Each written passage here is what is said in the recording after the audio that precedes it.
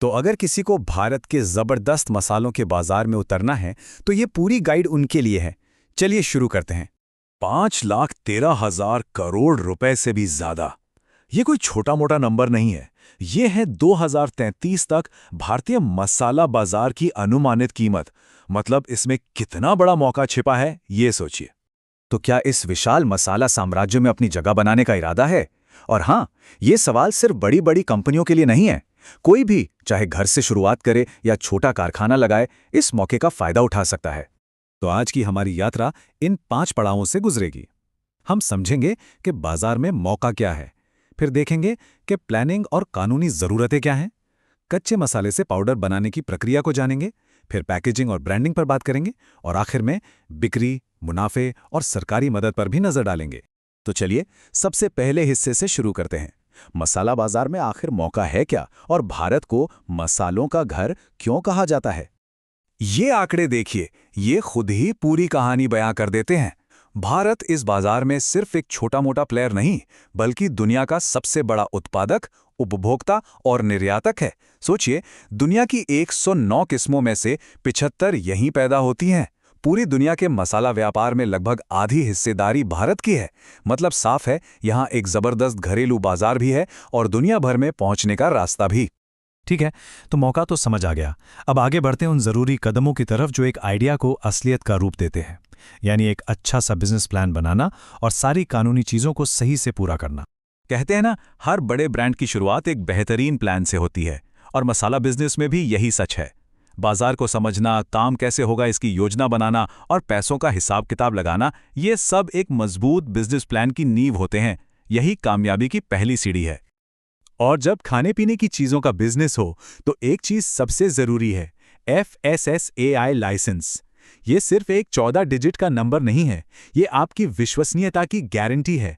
जब ग्राहक आपके प्रोडक्ट पर FSSAI का लोगो देखता है तो उसे भरोसा होता है कि ये प्रोडक्ट सुरक्षित है। तो FSSAI लाइसेंस कौन सा लेना है, ये इस बात पर निर्भर करता है कि आपका बिजनेस कितना बड़ा है। देखिए, 3 लेवल हैं। अगर कोई घर से ही छोटे पैमाने पर शुरुआत कर रहा है तो उनके लिए बेसिक रजिस्ट्रेशन काफ़ी है, जो सिर्फ 100 रुपये में हो जाता है। बिजनेस थोड़ा बड़ा होने पर स्टेट लाइसेंस की ज़रूरत पड़ती है, और जो बड़े मैन्युफैक्चरर या एक्सपोर्टर हैं उन्हें सेंट्रल लाइसेंस लेना होता है। अब ये लाइसेंस लेने की प्रक्रिया देखने में शायद थोड़ी लंबी लगे, पर घबराने की बात नहीं है। ये फॉस्कॉस पोर्टल पर ऑनलाइन हो जाती है। बस ये 6 स्टेप्स फॉलो करने हैं। पहले तय करें कि कौन सा लाइसेंस चाहिए, फिर अकाउंट बनाएं, फॉर्म भरें, डॉक्यूमेंट्स अपलोड करें, फीस जमा करें, और बस अपना एप्लीकेशन जमा करके उसे ट्रैक करते रहें। सब कुछ काफ़ी सीधा है। चलिए, कानूनी काम तो हो गया। अब आते हैं बिजनेस के सबसे मज़ेदार हिस्से पर, यानी कच्चे मसालों को उस बेहतरीन पाउडर में बदलने की प्रक्रिया पर, जो हमारे किचन तक पहुंचता है। ये है वो पूरी प्रक्रिया जहां जादू होता है।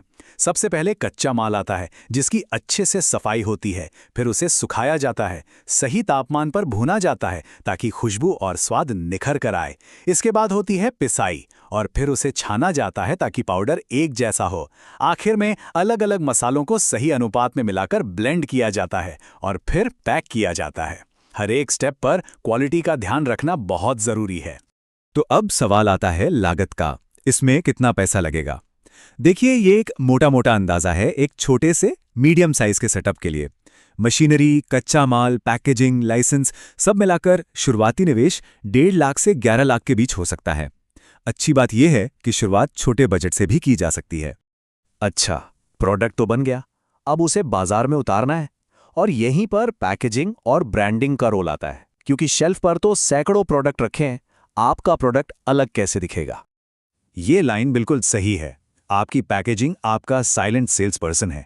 सोचिए, ग्राहक जब दुकान में जाता है तो उसे सबसे पहले पैकेजिंग ही दिखती है। उसे ऐसा होना चाहिए कि वो ध्यान खींचे, प्रोडक्ट के बारे में ज़रूरी जानकारी दे और ग्राहक के मन में एक भरोसा जगाए। और भरोसा बनाने का एक अहम हिस्सा है पारदर्शिता। कानून के हिसाब से हर पैकेट पर यह सारी जानकारी देना ज़रूरी है।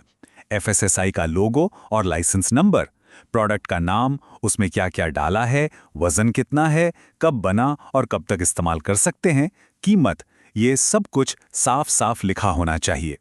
ये सिर्फ नियम नहीं, बल्कि ग्राहक का हक है। और अब हम आ गए हैं अपने आखिरी पड़ाव पर। प्रोडक्ट तैयार है, पैक हो चुका है। अब बारी है उसे बेचने की, मुनाफा कमाने की और ये जानने की कि अपने बिजनेस को आगे बढ़ाने के लिए क्या मदद मिल सकती है। अब माल बेचने के दो मुख्य रास्ते हैं। पहला है चैनल आई, मतलब डायरेक्ट टू कंज्यूमर, जहां आप सीधे ग्राहक को अपना सामान बेचते हैं, जैसे ऑनलाइन या अपनी दुकान से।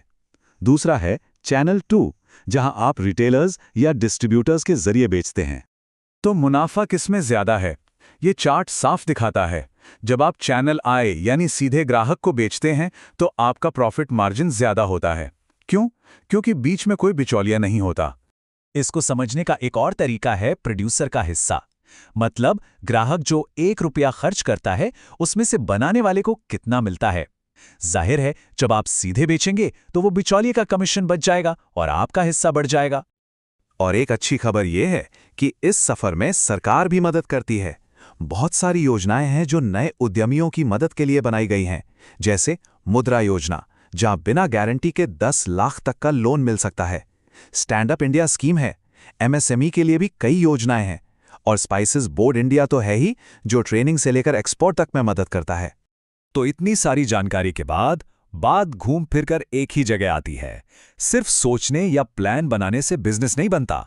बिजनेस बनता है एक्शन लेने से, पहला कदम उठाने से। तो बाजार तैयार है, दुकानों की शेल्फ खाली हैं, वो इंतजार कर रही हैं। सवाल बस ये है कि उन पर क्या सजाया जाएगा। ये सफर शुरू करने का अब सही समय है।